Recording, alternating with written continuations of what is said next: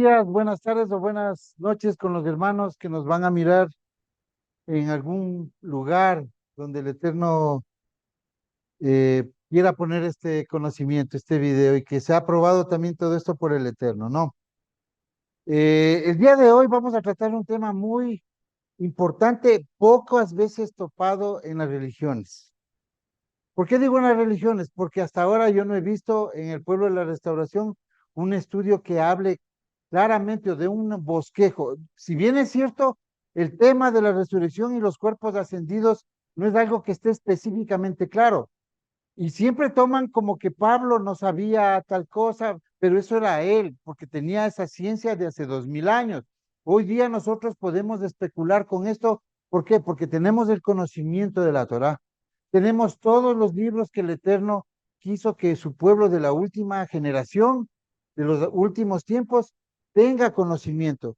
Hoy vamos a saber cómo el Eterno tiene eh, esa promesa de estos cuerpos transformados, de estos cuerpos que tienen características especiales. Aquí está de por medio no solamente la ciencia, hay una parte de la ciencia que no comprendemos, pero que existe.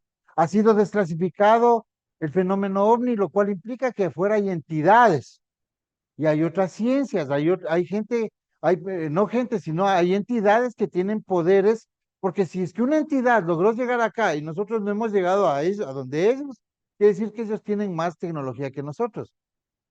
Parte de esas entidades también son los ángeles del Eterno, que en contexto, cuando miramos todos estos temas, vemos que los ángeles del Eterno son seres de luz, que estas mismas entidades hablan de una especie ascendida son seres de luz. Hoy día, nosotros vamos a saber por qué el hombre necesita un cuerpo glorioso, un cuerpo ascendido, tener una mente perfecta, un cuerpo perfecto.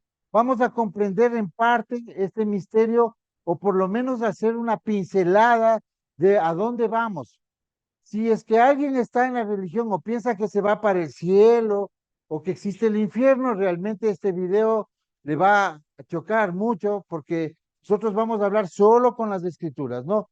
Por ejemplo, vamos a ver cómo el cortisol en nuestros cuerpos actuales afecta a Esta las es la clave personas. para no enfermar nunca y tener paz mental. Hay una hormona llamada cortisol. Es la hormona que se activa en los momentos de amenaza y alerta, como cuando te asaltan en la calle, o cuando te dicen que te echan del trabajo, o que tu pareja te confiesa que está con alguien más. Esa hormona hace que todo tu cuerpo se ponga en tensión. Lo más sorprendente que se descubrió es que ese cortisol se activa tanto cuando eso te pasa, como también cuando te lo imaginas. ¿Y si me corren del trabajo? ¿Y si me asaltan? ¿Y si mi pareja tal vez está con otro? Y el 90% de lo que nos preocupa nunca jamás sucede, pero la mente y el cuerpo lo viven como si fuera real. Cuando vives tu vida constantemente preocupado por algo real o imaginario, te intoxicas de cortisol, y el organismo empieza a cambiar. Te inflamas, pierdes pelo, energía, irritabilidad, ataques de ansiedad. Todo tu organismo cambia por ese estado de tensión. Sufres más por lo que piensas que te pasa, que por lo que en realidad te pasa. Ponga ciencia leído hasta aquí. Esto demuestra que formas parte del 0,01%, que realmente termina lo que empieza.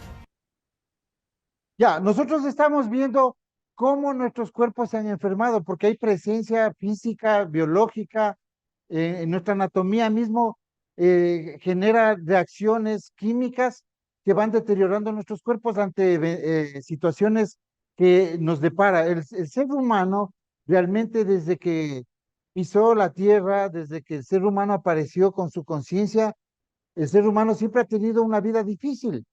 Entonces, el Eterno, ¿qué ha querido? Ha querido establecer que ese ser humano no tenga estos problemas. Entonces, ha prometido para la tierra, eso es lo que dice la Biblia, ¿no?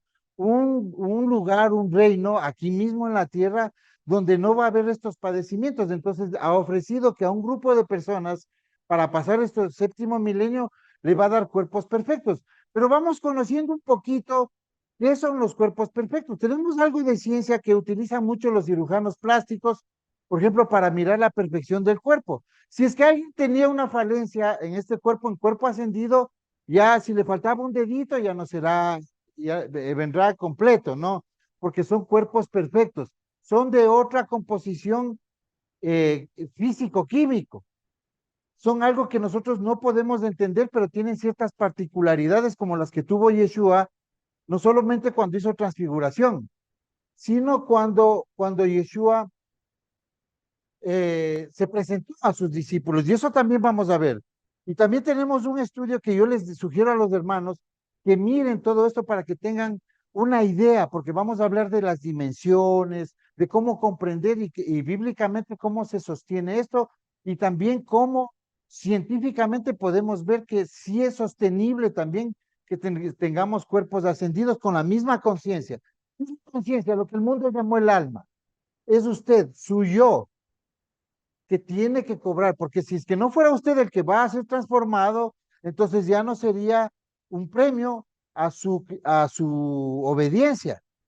Veamos algo de esto, ¿no? Entremos por este lado. Mírate al espejo, lo que ves ahí es el resultado de miles de años de evolución. Ha hecho que nuestros rostros se vean como lucen hoy. Nuestros oídos, ojos y nariz están diseñados de la manera más eficaz. Con su ayuda, las personas del pasado podían sobrevivir al escuchar amenazas potenciales, oler comida y ver lo que los rodeaba. Entonces, en lo que respecta a funcionalidad, estamos bien. Pero si hablamos de diseño, las proporciones son la clave de la belleza. Siempre podemos recordar una cara cuando se destaca. Es más probable que recordemos unas orejas grandes y mandíbula ancha. Pero lo que percibimos inconscientemente como belleza es en realidad simetría y proporciones.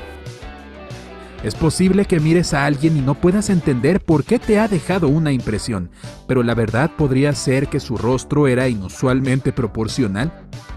El mundo tal como lo conocemos está gobernado por las matemáticas, y uno de los fenómenos más famosos es la proporción áurea. Ya sabes, esa cosa arremolinada que dura para siempre, literalmente. Al igual que pi, un número interminable. Esta idea de la proporción áurea ha existido desde los tiempos de la antigua Grecia, pero se le dio una ecuación matemática solo en el siglo XVI. El número phi comienza con 1,618. Este número nunca termina, representa la belleza y la perfección del mundo que nos rodea. Pero volvamos a la proporción áurea de los rostros de las personas. La apariencia ideal significa que cada parte de la cara está proporcionalmente distante de otra. La nariz no puede ser demasiado larga ni demasiado corta. Las orejas no pueden ser demasiado grandes ni demasiado protuberantes. Los ojos no pueden estar demasiado separados. Tampoco pueden estar demasiado cerca el uno del otro. Se cree que las personas con estas proporciones tienen rostros perfectos. Pero incluso si alguien tiene estos rasgos faciales perfectos, es imposible tenerlos durante toda su vida. Algunas partes de su rostro se agrandan con la edad o, digamos, la distancia entre la boca y la nariz puede aumentar o disminuir, sin mencionar que, con la edad, algunos de sus rasgos, como los ojos, los pómulos o la línea interna de la mandíbula, cambian, estropeando esa proporción áurea perfecta. Aquí nosotros hemos visto patrones que utiliza la medicina para formar a una persona, un cirujano, para darle una simetría, tiene que ser entre un lado y el otro lado. eh, Siempre son patrones que la ciencia ha determinado, y en eso radica la belleza, cómo el hombre capta esa belleza, ¿no? ¿Por qué estoy hablando de esto? Porque los cuerpos gloriosos, una de las particularidades es tener una perfección, no solamente de cuerpo, sino también los cuerpos gloriosos también tienen una perfección de capacidades intelectuales. Y hoy día tenemos una manera de usar nuestro cerebro a la mínima cantidad.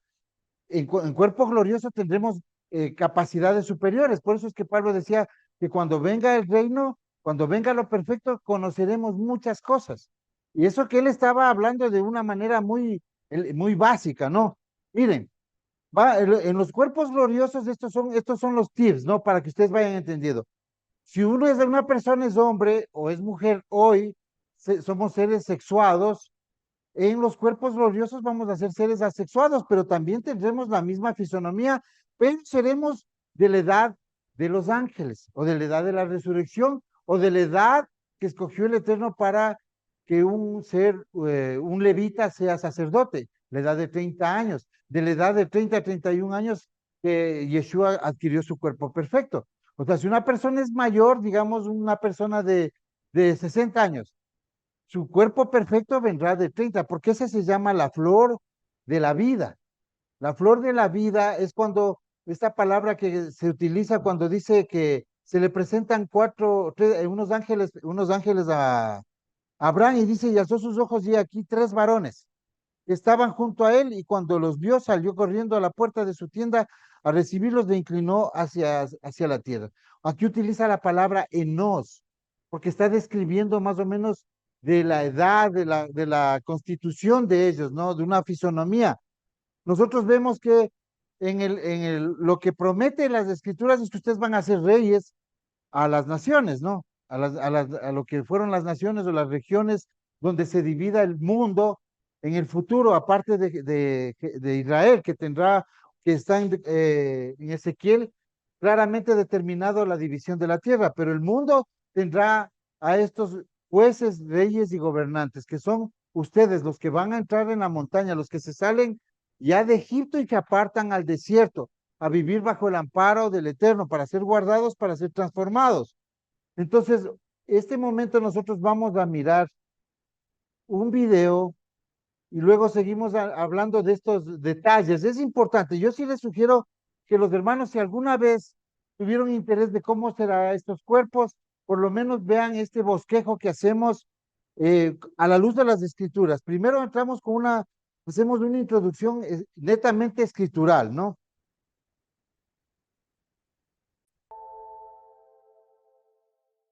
Todo esfuerzo tiene su recompensa, y la fidelidad absoluta al Eterno dará su fruto incomparable y verdaderamente más allá de nuestra comprensión. Pero tenga por seguro que, al final de la carrera, después de haber peleado la buena batalla, toda dura decisión, todo sacrificio, toda autonegación y toda tribulación por la que hayamos enfrentado, habrá valido completamente la pena, aunque nos haya costado sangre, sudor o lágrimas. El entendimiento absoluto del tema que vamos a tratar el día de hoy puede sernos, hoy por hoy, algo privado que se clasifica en misterios, pero hablaremos solamente de aquellos aspectos que nos han sido manifiestos para nuestra edificación en las Sagradas Escrituras. El tema de hoy es los cuerpos ascendidos o cuerpos gloriosos. Moshe nos enseñó que las cosas secretas pertenecen a Yahweh, bendito sea, mas las reveladas son para nosotros y nuestros hijos. Por lo tanto, toda la información que se nos fue dada del cielo es lo que nos compete a nosotros como terrestres y nada más. Y es por ello que todos nuestros profetas nos hablaron únicamente una narrativa que comprende entre los días de Adán hasta los días del Mesías y su reino milenial. Solo Juan, quien vio el fin, mencionó muy superficialmente y sin detalles lo que será de nosotros, los hijos de Adán, después del milenio.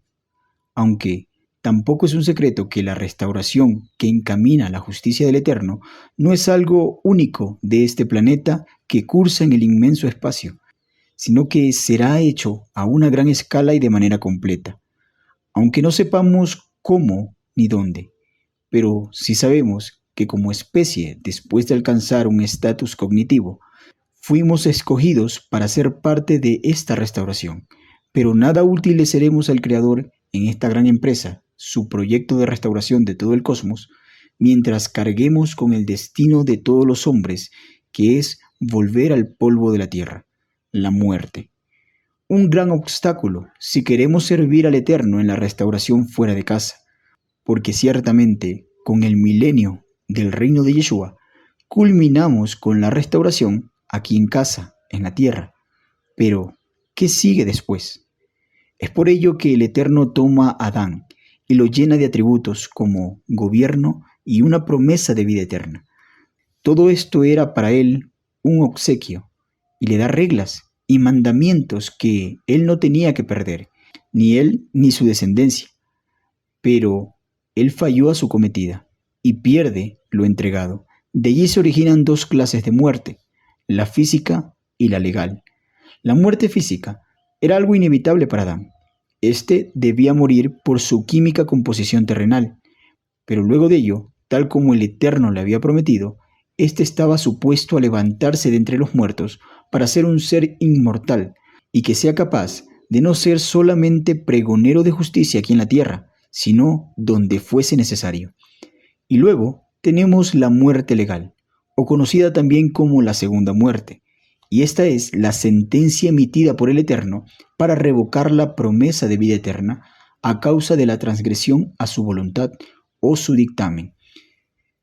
Y en vista de que es Adán a quien se le dio la promesa, éste la perdió, y todos aquellos que saldrían después de sus lomos y estaban adscritos para vida eterna, por herencia de su padre, ahora nacieron sin ella, pero serán encaminados a alcanzarla. Ya no es suya, la perdieron, pero se elabora otra ruta para volver a tomar de ella, pues cuando nosotros somos infieles, Él permanece fiel. Él cumplirá su voluntad sobre nosotros, como estableció desde el principio, pues desde Adán hasta Moisés reinó la muerte, y solo es una línea genética de hombres que moldearon sus vidas al propósito del Eterno, para volver a tomar de la vida eterna. Estos obedecieron cada instrucción dada desde arriba, y sin ser conscientes del todo, ellos marcaron la ruta que luego los llevó a Sinaí, donde con sus descendientes hizo un pacto que se hizo con la nación entera, un pueblo que comparte una misma sangre, un pacto que los acercaría nuevamente a la vida eterna. Pero ellos también se desentendieron de su pacto, y solo pocos entre el pueblo guardaron la rectitud. Esos pocos alcanzaron la resurrección y la vida eterna después de que nuestro Mesías la consiguió para ellos. Pero aunque en Sinaí se prometió vida eterna, no sería algo que obtendrían inmediatamente como estaba supuesto obtenerla Adán. Estos tendrían aún que dormir y esperar a que se complete la obra del postrer Adán que habría de venir. Sin embargo, el plan general del principio se mantiene, y por medio de esta nación se regirá en rectitud a las naciones, y el mundo entero conocerá al Eterno. Pero debido a que el pacto que en misericordia el Altísimo hizo con Israel en Horeb, y la promesa que el Eterno le hizo a sus patriarcas, de consagrar para vida eterna a todos sus descendientes, ahora por el compromiso de su boca, debía restaurarlos como nación a ser perfectos.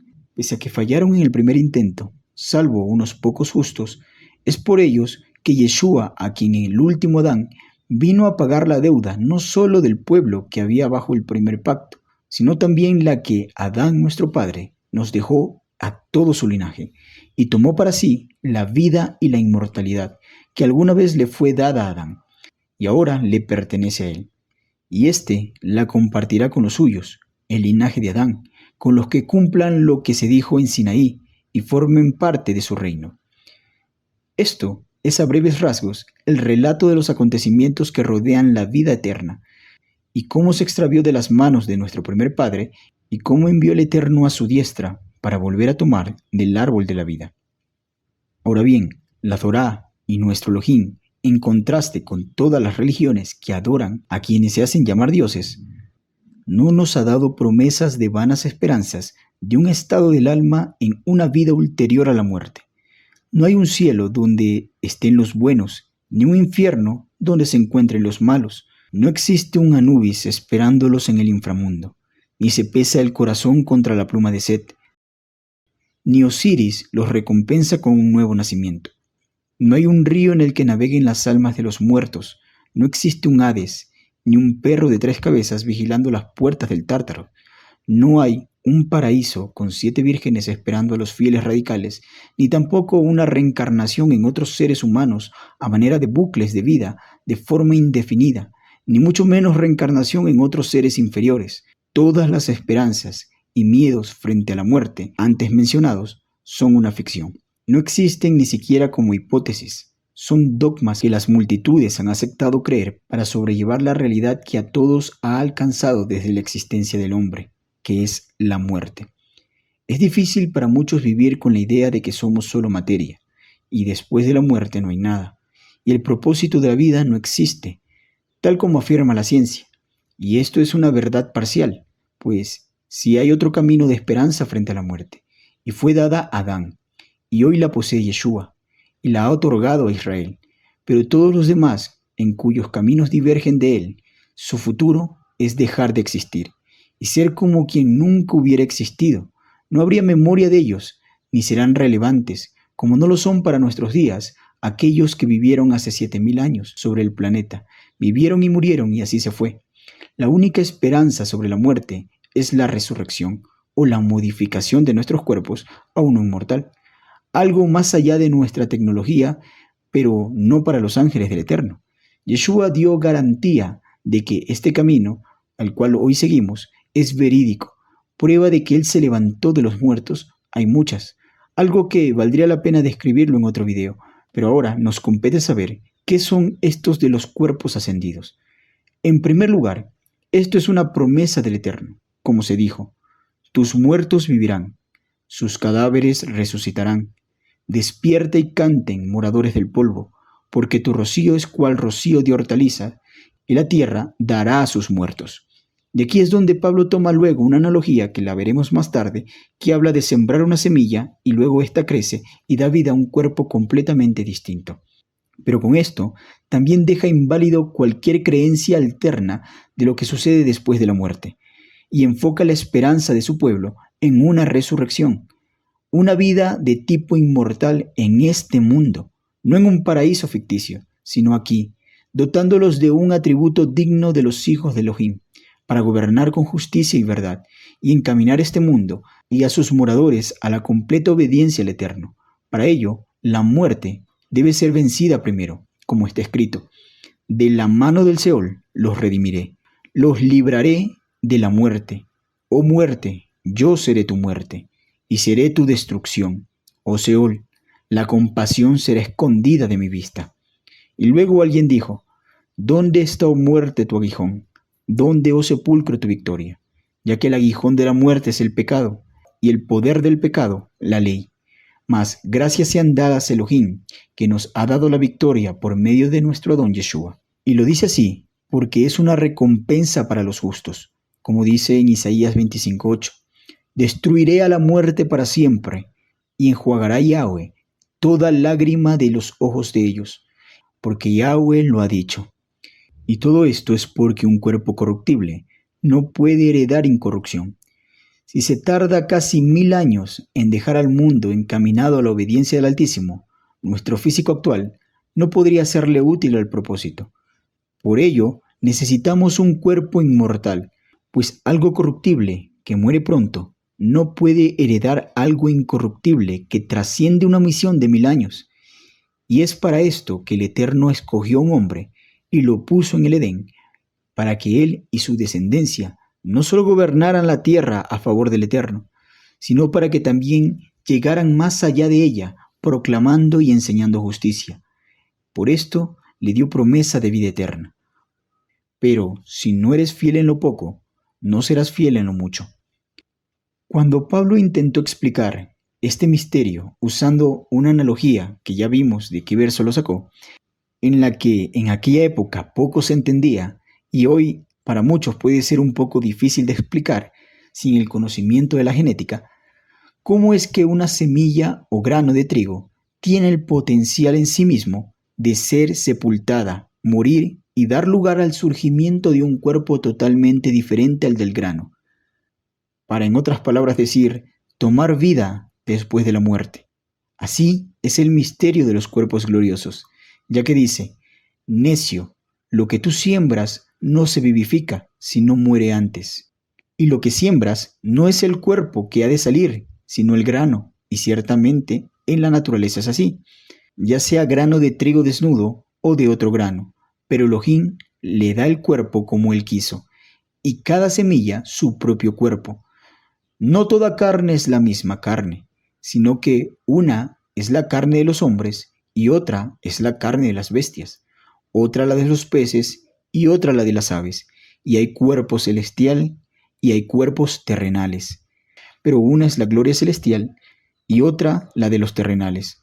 Una es la gloria del sol, otra la gloria de la luna, otra la gloria de las estrellas, pues una estrella es diferente en gloria a otra. Así también es la resurrección de los muertos. Se siembra en corrupción y resucita en corrupción. Se siembra en deshonra y resucita en gloria. Se siembra en debilidad y resucita en poder. Se siembra cuerpo animal y resucita cuerpo espiritual. Hay cuerpo animal y hay cuerpo espiritual. Y Pablo toma esta analogía de la semilla que se siembra para explicar este misterio de una palabra profética que le fue dada. Como se dice, fue el hombre Nefesh Hai, alma existente, y el postrer Adán, un Ruach que devuelve a la vida. Más adelante, el apóstol Pablo explica un misterio y les dice, no todos dormiremos, pero todos seremos transformados. Es posible que esto último, junto a las palabras de que el postrer Adán es un Ruach que devuelve a la vida, o vivificante, sean revelaciones directas del Eterno. Y estas palabras lo ayudaron a comprender el camino al que apuntaron los profetas. Pero al decir, no todos mueren, pero todos son transformados, Pablo entendió algo que nadie antes, salvo Yeshua, lo había entendido. El día de la resurrección de los muertos será el mismo día de la recolección de la que habló Yeshua. Tanto así que en otro lugar dice, los que habremos quedado, no precederemos a los que durmieron, sino que en un abrir y cerrar de ojos, todos seremos transformados. Todos en Israel sabían muy bien que habría un día de la resurrección de los muertos. Daniel explica que en aquel día, unos se levantarán para justicia eterna y otros para confusión perpetua.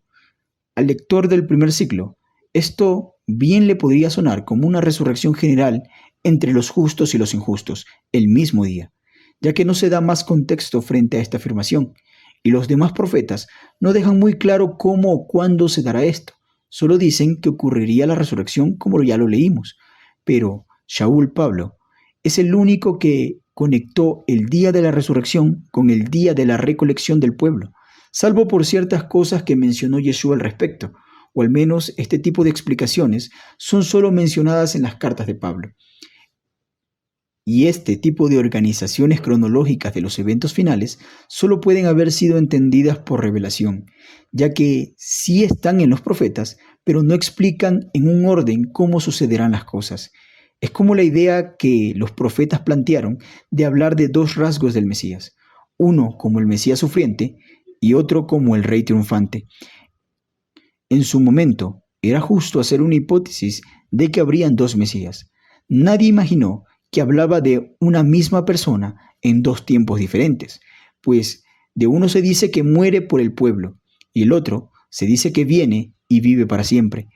Algo que sin entender la resurrección de los muertos y cuándo se daría y que el Mesías sería precursor, pionero o primicia de los que duermen, era imposible entender que se trataba de una misma persona en dos tiempos diferentes. Así es este tema de la resurrección y algunos otros de los días finales. De no ser por Yeshua, quien entendió todo esto y lo explicó a sus discípulos, y otras cosas solamente se lo dijo a Pablo, y luego con mayor detalle hubieron cosas que solamente se explicaron con enigmas a Juan en la isla de Patmos, sería imposible y jamás podríamos armar el entendimiento de todas estas cosas con un solo estudio intenso de las palabras de los profetas, si no es por la revelación de Yeshua. Lo curioso con los cuerpos gloriosos es que sabemos bien que sí va a ocurrir, ya que Yeshua dio fe de esto en su resurrección. Ya sabemos también cuándo va a ocurrir, cuándo sucederán estas cosas, ya que nos dejó marcados los tiempos en los escritos de Pablo y el Apocalipsis. Y ahora nos resta mencionar lo poco que quedó de registrar de cómo son los cuerpos ascendidos, por lo que vieron todos los discípulos en aquellos 40 días donde Yeshua los visitaba constantemente. En primera diremos que son cuerpos inmortales, no pueden morir, hasta donde entendemos, no como lo hacen los seres humanos el día de hoy, debido a que los atributos de estos cuerpos son similares a los ángeles, lo cual también revela una eterna juventud, pues todos los que a lo largo de la historia ángeles se han mostrado al pueblo de Israel y a los seres humanos, siempre han sido vistos como mozos, como jóvenes en la flor de la vida, hombres no más allá de 30 años, entendiendo también así que no pueden morir. Cuando vemos en escritos bíblicos y extrabíblicos el juicio sobre los llamados vigilantes, ingenieros o ángeles que corrompieron su naturaleza y violaron las leyes del Eterno, no fue sentenciado para ellos muerte como para los hombres, sino un exilio de por vida. Y esto nos permite inferir que ellos tampoco pueden morir. Y si nuestro cuerpo será similar como el de ellos, tal como dijo Yeshua, en la resurrección serán como los ángeles, y también dicen los profetas que la muerte es vencida, ya no habrá más muerte. Ahora sabemos que estos cuerpos no son terrestres o terrenales, son cuerpos celestiales o cuerpos espirituales, como bien lo entendió Pablo. Los cuerpos terrenales son aquellos que nacen y se desarrollan aquí en la tierra, naturalmente, y están compuestos de elementos terrestres que se hallan aquí en la tierra, como el fósforo, nitrógeno, potasio, azufre, oxígeno, hidrógeno, carbono, entre otros. Los cuerpos celestiales o los cuerpos espirituales son organismos físicos, pues tienen materia, pero no son iguales a los terrestres en composición. Sabemos que estos, en gran probabilidad, no requerirán de oxígeno para respirar. No transportan hemoglobina. No hay hierro en su sangre, porque son cuerpos sin sangre. Como dijo Pablo, la carne y la sangre no heredarán el reino del Eterno. Y Yeshua también dijo cuando estaba reunido con sus discípulos, tóquenme y vean que no soy un ruach o una ilusión. Y lo que manifiesta aquí es que son cuerpos físicos, tangibles, con materia, no de carne como lo entendemos hoy, sino con músculos y piel distintas a las que conocemos, pero continuaremos manteniendo la figura antropomórfica que nos caracteriza y aún nuestros propios rostros, pero no tienen sangre, ya que la vida de la carne en la sangre está. Nuestros cuerpos no serán a base de carne y sangre, sino de materia distinta. Como está escrito, no necesitaremos más del sol, ya que sabemos que el sol es lo que da vida a todo aquí en la tierra, en la fotosíntesis, y es la que transforma la energía solar en energía química, lo que se encuentra en las frutas como fructosa, del cual se alimentan los hombres y los animales. Y al comer carne, frutas y vegetales, estamos alimentándonos directamente de la energía del sol, lo que sustenta nuestros cuerpos mortales, ya que dependemos del astro rey.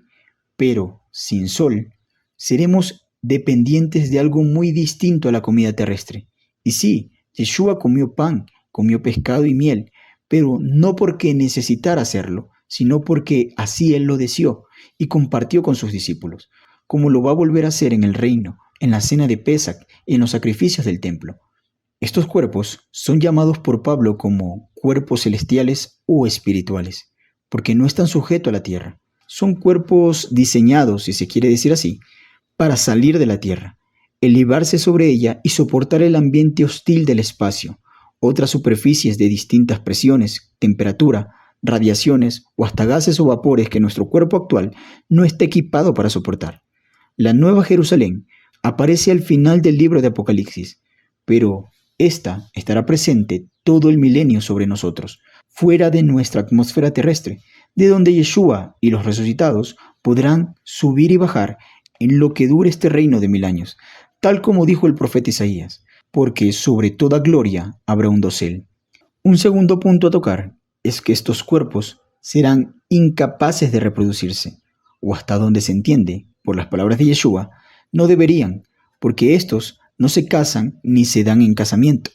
Entre ellos no podrán engendrar, y cualquier intento de ingeniería genética de formar progenie con un cuerpo humano actual, algo que vimos en Génesis capítulo 6, donde lo que los hijos de Elohim hicieron con las mujeres será considerado hibridación y una violación a las leyes de la naturaleza.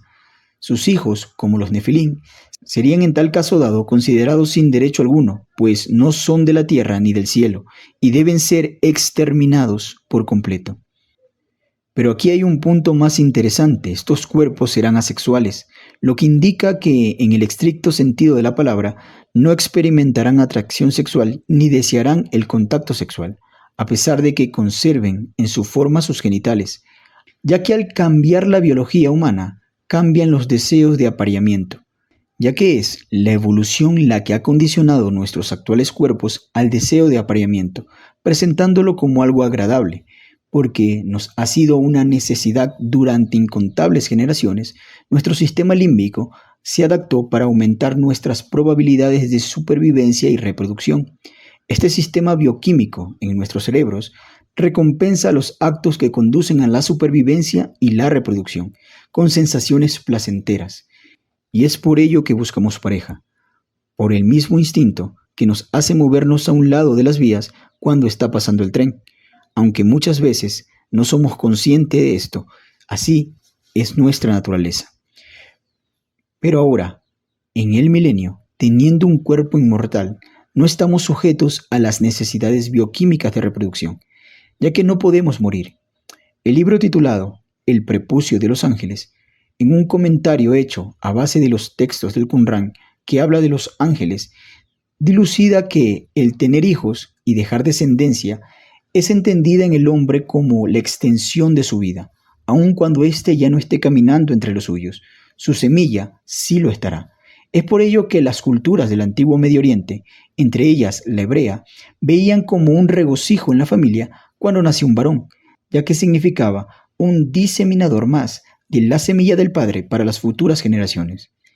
Pero cuando nacían solo niñas en la familia, sabían que eso condenaba a que el nombre y el linaje del padre moriría con aquella generación, pues los hijos de sus hijas no serían más sus hijos, sino serían representantes del linaje de sus maridos y por ende de los padres de sus maridos. Por lo tanto, el comentarista explica que la razón por la que los ángeles no deberían buscar hijos, y esto que se les prohibió desde un principio y fue castigado severamente como registra el libro de Enoc, el libro de los jubileos y el libro de los vigilantes, era debido a que éstos poseían inmortalidad y el hombre no la poseía. Así también lo refleja el discurso de Enoc al citar la respetada respuesta del Eterno frente a la intercesión que estos ángeles pidieron a Enoc que haga a favor de ellos. Pero como sea, no puede haber reproducción, no será necesario, no vendrá al pensamiento la idea de buscar pareja. Aquellos matrimonios que hoy entran juntos al reino, en la era por venir, serán compatriotas, no esposos, solamente hermanos, y así también sus hijos y sus padres. Las relaciones entre los cuerpos transformados serán únicamente la de ser hijos del Eterno y prójimos. No tendrán la necesidad de compartir aquellos nexos que hoy no son naturales y de menester para la convivencia. Y todo esto también deja por sentado que en la resurrección conservaremos la conciencia que hoy tenemos o tuvimos en vida. Aquellos que experimentan una transformación verán solo un cambio estructural y molecular en sus cuerpos y mentes, y toda necesidad y debilidad serán disueltas, pero la conciencia de quién somos y los recuerdos serán transferidos a aquel nuevo depósito. ¿Cómo sucederá esto? Desconocemos la ciencia que lo hará posible, pero la hay. El ejemplo de todo esto es Yeshua. Él se levantó con un cuerpo distinto, incapaz de sangrar o morir nuevamente, pero recordaba perfectamente a cada uno de sus discípulos y todas las palabras que les dijo antes de morir, y todos aquellos momentos que vivió con ellos y con los demás. De modo que esa doctrina que dice que nadie recordará a sus esposos o a sus familiares o su vida antes del reino es una ficción y nada es real. La razón principal para fomentar esta doctrina es debido a las emociones humanas y brota de la cuna del cristianismo, pues dijeron: cuando despiertes en tu nuevo cuerpo, no recordarás a los que no están, pues de otro modo te dará mucha tristeza saber que tu esposo, tu hijo o todos los que amaste se encuentran en el infierno o sufriendo o no están contigo. Por eso, todos estos recuerdos y sus vínculos serán borrados. Esta premisa que ellos plantean ignora que con los cuerpos ascendidos también se nos da una capacidad mental muy elevada, donde los temas más triviales que hoy son nuestro día a día no tendrán cabida en él. Nuestro entendimiento será tan sólido como para asimilar sin problema lo que a muchos al día de hoy las emociones no les permite aceptar la justicia del Eterno. Las emociones no serán más un factor para hacer juicio como lo hacen hoy los hombres al presente. Estaremos preparados para hacer juicio de asuntos no solamente terrenales, sino celestiales, que hoy, como dijo Yeshua, si les digo las cosas terrenales y no las entienden, ¿cómo les diré las cosas celestiales? Y Pablo, con respecto a la Torá, dijo: no pueden juzgar estas cosas tan sencillas dentro de las congregaciones, ¿cómo esperan hacer juicio al cosmos? Que traducen del griego como al mundo. Y continuó diciendo, ¿o no saben ustedes que han de juzgar a los ángeles? Y para que esto sea así, se requiere de nuestra parte un sentido de justicia pulcro, un intelecto que no tiene contacto con las cosas banales del diario vivir de nuestra sociedad.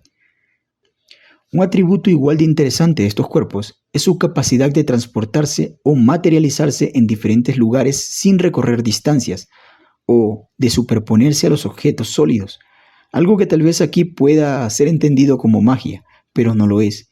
Es simplemente cuerpos que navegan en la cuarta dimensión. Y nuestra ciencia actual nos puede un poco ayudarnos a entender mejor del tema. Y sepamos que aquellos eventos que hoy llamamos milagros no son alteraciones de las leyes de la física que el Eterno estableció, sino ciencia que aún no conocemos. Hemos nacido en una generación que está encaminada en el avance del conocimiento, de tal forma que lo que ayer era ficción, hoy es una realidad, o cuanto menos, en ciertos casos, una posibilidad demostrable en teoría. Los lectores de las escrituras hebreas de hace 500 años, al leer los eventos descritos en la Torá o la Tanakh y cómo narran los encuentros con seres a los que las traducciones llaman ángeles, y las obras asombrosas que estos hacían en su presencia, afectando así los conceptos naturales de cómo entendíamos el funcionamiento de nuestro mundo y de todos estos hechos portentosos de los cuales la Biblia hace referencia constantemente en sus escritos, que para nuestra comodidad le llamamos milagros, entendiéndolos estos como hechos mágicos e inexplicables, más allá del Dios es todopoderoso y si quiere puede hacerlo. Bueno, pues hoy en nuestros días podemos al menos vislumbrar un entendimiento científico de estos hechos. Recuerden que el Eterno es legal, y Él jamás violentará sus preceptos para cumplir sus propósitos, y esto no se limita a las normas escritas en la Torá, sino que abarca todas las leyes de la física y química que en determinado punto estableció para el funcionamiento de nuestro universo o universos, lo que en la comunidad científica se conoce como la teoría del todo o del campo unificado. Algo que aún no se sabe a ciencia cierta, pero busca explicar y ligar todas las leyes y los fenómenos físicos de los que ahora se conocen. El Eterno no podrá saltarse ni las leyes que estableció para la física ni la biología, tal como se le dijo a Pablo acerca de la naturaleza del Eterno. Él no puede negarse a sí mismo. Hoy hablaremos de los seres de cuarta dimensión, pero para explicar mi punto iremos entendiendo cada una de las dimensiones antes de esta. La primera dimensión es lo que se podría graficar como la distancia más corta entre dos puntos, una línea recta, el grado más pequeño de libertad sin desviación en el espacio. Hasta allí todo bien, ¿verdad? Solo se conoce una dirección, adelante y atrás. De existir seres de una dimensión, estos no tendrían la capacidad de percibir la izquierda o la derecha, mucho menos arriba y abajo, y de toparse con uno de sus compañeros unidimensionales. De repente uno de estos es llevado por alguna fuerza extraña fuera de su paralelo, los demás solo lo verían desaparecer sin más, aunque nosotros veríamos que no desapareció, solo cambió su ruta espacial, por lo que, dependiendo de la dimensión en la que estemos, percibiríamos una cosa o la otra. En una veríamos un hecho insólito como desvanecerse al instante, pero en otra dimensión más alta solo veríamos que cambió su posición en el espacio de lo más natural. En la segunda dimensión, los objetos no tienen solo longitud, sino también anchura, abriendo así el espectro espacial. Hipotéticamente, estos seres de dos dimensiones vivirían en un mundo donde pueden ir adelante y atrás, de izquierda a derecha, y deambular dentro de toda el área que la longitud y la anchura le permitan. Pero si un ser de tercera dimensión, que conoce el arriba y el abajo como algo natural para sí, quisiera intervenir en un plano 2D, podría, si desea, hablarle a uno de estos seres que se encuentran solo en su habitación de 4 líneas, y éste, al encontrarse solo y sin tener la capacidad de ver de dónde le hablan, creerá que lo que está escuchando solo está en su cabeza, por así decirlo. Pensaría que está loco o alucinando. Pero conforme esto se prolongue, sabrá que la voz no viene de él, pero que viene de algún lado, aunque él no sabe todavía de dónde. ¿Y qué tal si esta voz le comenta que afuera de su habitación, donde este ser no puede ver, está ocurriendo tal o cual evento, y lo detalla con exactitud? o le revela que cosa secreta está escondido en un lugar específico de otra habitación. La criatura 2D lo vería como un ser que lo sabe todo, aún lo oculto, y esto solo es el principio. Este ser tridimensional podría, si quisiera, tomar a nuestro amigo bidimensional y llevarlo afuera de su habitación sin usar la puerta, lo cual sería para él una experiencia inaudita. Recuerde que el arriba y el abajo es algo que él jamás ha experimentado. Estos seres hipotéticos no tienen idea de lo que sería un mundo tridimensional, por lo que para ellos imaginarlo sería algo imposible. Solo pueden entender lo que conocen.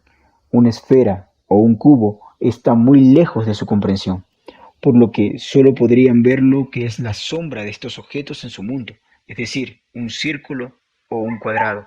De tal modo que si este ser de tercera dimensión, digamos, fuese una esfera y desea manifestarse a su receptor y desciende en medio de su habitación en un plano espacial 2D, lo único que se vería son líneas seccionadas de esta esfera, entrando y saliendo de este plano, lo que sería como ver un disco pequeño que va aumentando su tamaño en medio de la habitación y luego se vuelve a reducir su diámetro hasta desaparecer. Algo completamente sorprendente al espectador de dos dimensiones. Pero ¿qué hay de nosotros? Aquellos que estamos confinados a la tercera dimensión, que nuestro ambiente natural es arriba, abajo, izquierda, derecha, adelante y hacia atrás, que conocemos el ancho y largo y profundidad de los objetos. ¿Qué experimentaríamos al contactar un ser de cuarta dimensión? Y sí, claro, hay quienes dirán que la cuarta dimensión es el tiempo. Y sí, el tiempo es una dimensión en la relatividad expuesta por Einstein, pero es una dimensión temporal. Nosotros nos limitaremos hoy a hablar un poco de la cuarta dimensión espacial. Y sí, también es cierto que la experimentación con el electromagnetismo y la gravedad dejan notar que el espacio es tridimensional y que no existe una dimensión más allá que hagan que las fuerzas decaigan con el cuadrado de la distancia por encima de lo debido de nuestro espacio. Pero no olvidemos que estas menciones son hechas en este plano, y nuestros artefactos no pueden medir más allá de lo que conocemos, por lo que un ser de cuarta dimensión bien podría ser la explicación a las canalizaciones y medium espiritistas, o las palabras que escucharon los profetas hebreos al escribir sus mensajes, o toda clase de sueños que involucran profecía o mensajes y visiones externas al que los experimenta, pues terminan teniendo un valor ya sea de cumplimiento postrer o mostrándonos una verdad oculta.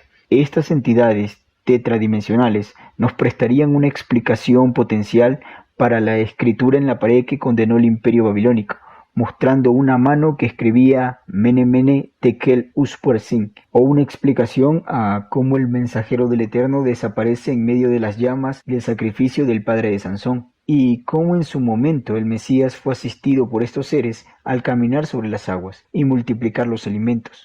Luego, con un cuerpo inmortal, después de la resurrección, sin ayuda, atraviesa las paredes, aparece y desaparece a su voluntad. Todo esto y más pareciera ser solo fantasía, pero matemáticamente hablando es posible. Estos hechos son solo narraciones de eventos fantásticos que alguna vez no se podían entender, pero hoy los vemos como realidad científica, adelantada a su tiempo. Todo lo que Yeshua hizo posterior a la resurrección es exactamente lo más básico que un ser con un cuerpo de cuarta dimensión haría en nuestro mundo. Ayer, milagros. Hoy, ciencia. Y esto, y muchísimo más que aún no sabemos, es la recompensa para los que se apartan, aquellos que, al día de hoy, buscan entregar su vida al Eterno. Su galardón será un cuerpo incorruptible, y es lógico que sea un premio para aquellos que por medio de la Torá buscaron dejar atrás en sus vidas todo vestigio de un hombre animal o natural para convertirse en un hombre espiritual. Y todo sacrificio en nombre de Mashiach vale completamente la pena, pues Él es fiel para guardar nuestro depósito para aquel día, y nos llevará a ser acreedores a un cuerpo en semejanza de la gloria suya. Y allí seremos verdaderamente hijos de Yahweh. Bendito sea. Bueno, el día de hoy nosotros no podríamos entender lo que significaría vivir siglos, pero es porque vivimos en este cuerpo. Nosotros pensamos inconscientemente que vamos a envejecer o que va a venir dolores y qué cansado vivir 200 años, ¿no? pero es porque tenemos nuestras capacidades intelectuales muy limitadas y están sujetas a todo lo que hemos visto y conocemos. Pero en esos cuerpos nosotros podremos comprender y podremos sobrellevar la eternidad. Que sean cuerpos que no van a morir, quiere decir que se van a sustentar probablemente energéticamente. No están sujetos a la tabla periódica de la Tierra, porque ya está aplicando otra Torah. Por eso es que dice que en la Nueva Jerusalén esos cuerpos, el Eterno será la lumbrera y el Cordero será una luminaria, serán las guías, ¿no? Entonces ellos van a estar sujetos a otros mandamientos, a otras ordenanzas. También nosotros podemos entender en estos, o visualizar a través de lo que hoy es la ciencia, que, eh, que ellos también pueden morir, porque tenemos la Torá. Va a aplicar, es el mismo Eterno, va a haber otra Torá, porque el cielo y la tierra van a pasar. O sea, y el cielo y la tierra, cuando dice Yeshua en Mateo 24, el cielo y la tierra pasarán, quiere decir que la Torá dada en el monte Sinaí va a perecer cuando perezca el cielo y la tierra. ¿Por qué? Porque es dada a seres humanos en cuerpo corruptible. Pero cuando vayamos a la Nueva Jerusalén, que es en una fiesta del octavo día, eso se va a convertir en otro comenzar, en otro comienzo. Y ahí nosotros podremos ver que el cielo y la tierra ya no son los testigos, sino la instrucción, la luz del Eterno en medio de la Nueva Jerusalén. Entonces serán cuerpos que tal vez energéticamente, algo así podríamos decir que Yeshua, algo de esa transfiguración, en la transfiguración de Yeshua pudo haber tenido, ¿no? Entonces ya sabemos que son de edad de la flor de la vida, de 30 años. ¿Qué habrá pasado cuando iban camino de Maús? ¿Que por qué no lo reconocieron Cleofas y el otro discípulo que estaban regresándose a Emaús? Y él se les presenta. Es probable de que él vaya sin barba, porque la barba es algo que se adapta a la tierra. Él ya tiene un cuerpo glorioso, ¿no? O tal vez ellos no lo reconocen porque le ven con una textura física perfecta. Ya habíamos hablado de la perfección de los cuerpos en ese estudio. Lo vieron de otra manera. Lo vieron con la dentadura completa. Quién sabe que tenía los dientes malogrados porque existe la topografía dental y existe esta ciencia que se mira a través de los tiempos con los fósiles, cómo ha ido evolucionando inclusive de acuerdo a los alimentos que fue comiendo en cada edad del hombre. Entonces nosotros podemos también diferenciar algo. Ellos vieron un ser que de pronto tenía ya no una túnica, para ellos el blanco era como decir un beige claro. Eso era lo más blanco que ellos conocían. Pero él era realmente como un blanco resplandeciente, ¿no? Había muchas razones por las que ellos podían haberlo no identificado. Otro que no logró identificarlo claramente y tuvo que requería eh, topar era Tomás. Él se había perdido la primera presentación de Yeshua. Obviamente, Yeshua, cuando los discípulos lo reciben, ve que él aparece casi de la nada. Entonces ellos ven y él se presenta. Pero ellos reconocieron porque hubo unas palabras que les dijo. Ellos tenían fe en lo que les dijo. Y él habló de la resurrección. Les había hablado cuando bajaban del Monte Hermón. Les había hablado. Entonces, Tomás, que representa a la casa de Judá, porque él era un judío y él representa a la casa de Judá, él es el primero que cumple la profecía de mirarán al que traspasaron, ¿ya? Él tiene que mirar, tocar, y miren lo que dice. Hemos visto al Adón, mientras no vea yo la marca del clavo en sus manos y meta mi dedo en las marcas y mi mano en su costado, no creeré. Eso es lo que ha hecho la casa de Judá hoy. Yo quería mostrarles de otra manera. Yeshua, esta parte también es importante en el Evangelio de Juan. Yeshua hizo muchas otras señales en presencia de sus discípulos, los cuales no están registradas en el libro, pero estas están escritas para que ustedes crean. Habrá cosas que nosotros hoy día podemos estar eh, visualizando nada más con la ciencia que tenemos, pero esta es la forma, o sea, esto es una verdad. La mayor prueba de la resurrección es que estos seres estos discípulos, los nazarenos del primer siglo, todos se hicieron y permitieron que se les mate por un resucitado. Si es que ellos no hubieran entendido la resurrección, si no hubieran visto a Yeshua resucitado, ellos no se hubieran dejado matar y se hubiera difuminado la comunidad nazarena. Se consolidó más cuando lo vieron. Entonces, eso muestra la historia. Si no, este mundo, ustedes miren, este mundo se mueve con base en el día de el calendario de antes de Cristo o después de Cristo, como les llamábamos originalmente, y el mundo se quedó con eso. Entonces, ¿qué pasa después de la resurrección del milenio, de la resurrección de los primeros cuerpos, ¿no? De estos que resucitan. Dice que serán como los malajim de Yahweh, que ellos no se van a casar ni se van a procrear. Estrictamente, cuando vemos en Mateo 22:30, dice, ellos no van a procrear. ¿Por qué? Porque un cuerpo perfecto puede procrear un cuerpo imperfecto. Tendría que ir otra vez para una prueba de fe para alcanzar esta perfección. Ellos tienen esos cuerpos porque han vencido. Ese es el escenario.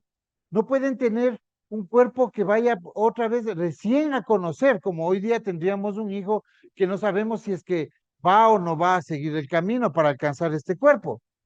Entonces, aquí también se puede establecer lo que, sin tanta filosofía, lo que significa el alma. El alma es el yo.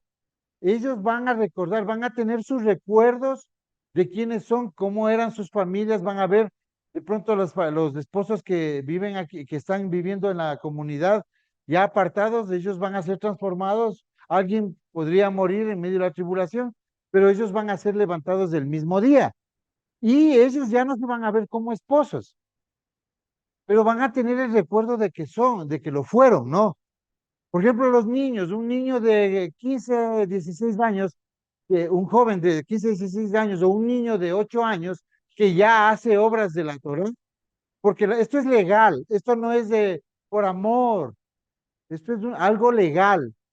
Si alguien hace obras de la Torah, califica para resurrección. Los niños que viven en medio de nosotros van a calificar porque ellos van a conocer y van a estar apartados y van a servir al propósito de la comunidad, de las comunidades aisladas en los diferentes países del mundo.